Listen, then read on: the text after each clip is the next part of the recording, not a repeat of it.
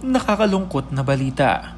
Pumanaw na ang lolo ni Alden Richards na si Lolo Danny. Kaya naman this past few weeks, napakatahimik nitong si Alden Richards kasama kanyang pamilya dahil nagluluksa sila.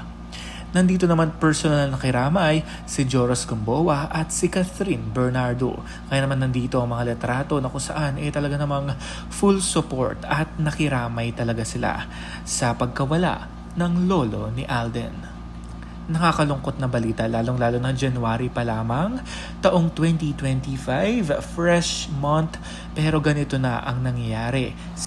Kaya naman agad ding nagtungo para makirama itong si Catherine kasama ang kanyang pamilya. Kaya naman bigyan natin sila ng oras at panahon at pribado sa ganitong mga sitwasyon at sa kanilang pamilya dahil kailangan talaga nila ito para sa kanilang lolo Danny. Pagdating talaga sa pamilya, number one priority talaga ito ni Alden Richards. Kaya sa nangyaring ito, labis din talaga ang kalungkutan ng aktor. Lubos po kaming nakikiramay sa pagkawala ni Lolo Danny. And that's it for now. This has been Jay Kumanangan TV. Thank you for watching.